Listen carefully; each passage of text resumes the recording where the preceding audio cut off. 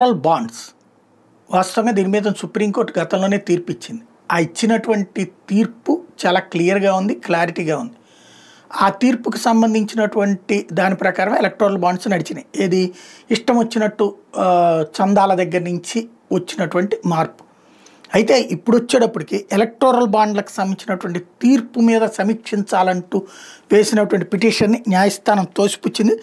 2018 నాటి electoral bond పథకం ద్వారా రాజకీయ పార్టీలు అందుకున్న 16,518 కోట్లను జప్తు చేయాలని పిటిషన్లను తిరస్కరిస్తూ ఇచ్చిన తీర్పు మీద సమీక్ష చేపట్టేందుకు సుప్రీంకోర్టు నిరాకరించింది. ఈ మేరకు కేఎం సింగ్ భాటి అనే వ్యక్తి వేసిన పిటిషన్ను ప్రధాన న్యాయమూర్తి Justice Sanjiv Khanna, Justice JB Pardiwala, Justice Manoj మిశ్రాల త్రిసభ్య ధర్మాసనం కొట్టేసింది. ఇందుకు సంబంధించిన పెండింగ్ పిటిషన్లను కూడా తిరస్కరించింది. మార్చి 26వ తేదీన ఉత్తర్వులు జారీ చేసింది.